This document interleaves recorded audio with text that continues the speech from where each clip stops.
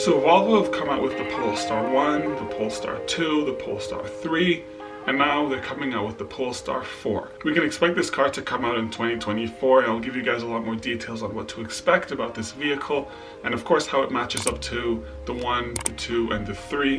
But first, if you guys are new here, leave a like on this video. Don't forget to hit the notification bell once you hit that subscribe button, and without further ado, let's start up the video.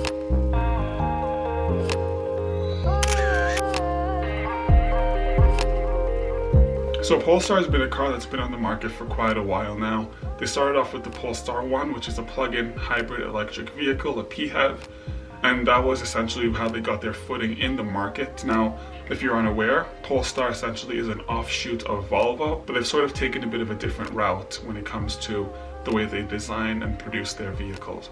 And I have to say, a lot of their vehicles are actually really good looking. So now, the Polestar 1 was a plug-in hybrid electric vehicle. The Polestar 2 was a 100% electric hatchback, so they went from plug-in hybrid to fully electric. The Polestar 3 is more of an EV SUV, so just a bigger size electric SUV.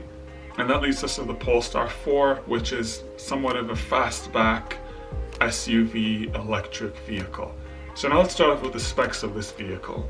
You're looking at 0 to 60 in 3.8 seconds with 272 horsepower, which gives 300 miles of range. Of course, it's all-wheel drive because I'm starting to see a lot of vehicles these days go more in that lane. So naturally, this also is an all-wheel drive vehicle.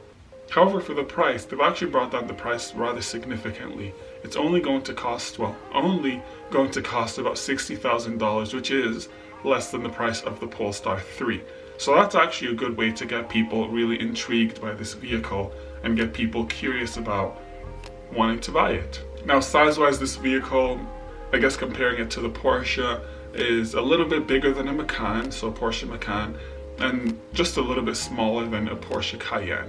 So it's sort of going to be a mid-size SUV in that sort of range right between the Macan and the Cayenne. So at least that gives you somewhat of a visual representation of what this car is going to look like size-wise. One of the funniest things, I guess funny, curious, intriguing things I found about this vehicle is there's no rear window. They fitted a camera, they mounted a camera on the rear end of this vehicle, which gives you a view of what's behind you.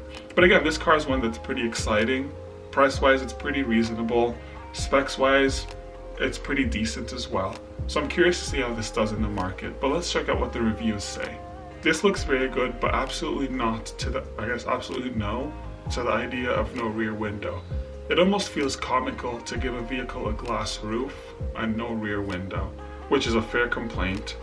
I think, again, it's going to take a lot of getting used to if people are actually willing to pay the $60,000 to deal with that. Jersey in addition says, "I'm shocked this is allowed to be on the road.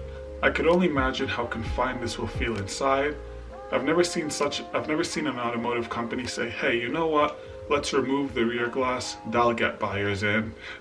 So you can already see it's creating a significant amount of polarization where a lot of people already off rip really aren't that intrigued or aren't that interested by the lack of a rear glass.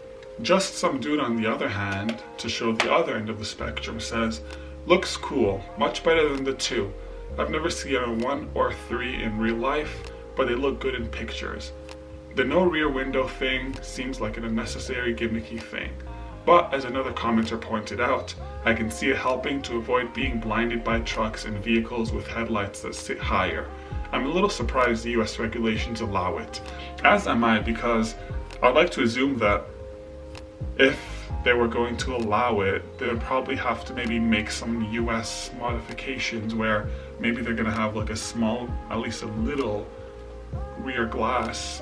But the fact that they're just allowing cameras is pretty interesting to me, because we've also seen some vehicles where for the side mirrors, they're also going to be using cameras. And I don't know, I think with everything becoming a lot more digital, I don't know, man. It's just a weird one for me to wrap my head around. And then last but not least, Angel Yadig says, "I could probably get used to using a camera as the rear view, but it's just odd."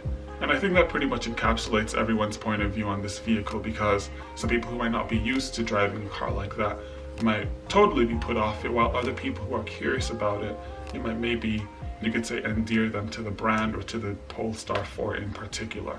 So let me know what you guys think in the comments below. Do you agree with these commenters? Let me know below. And that's that for this video. I'll catch you guys in the next one. Peace.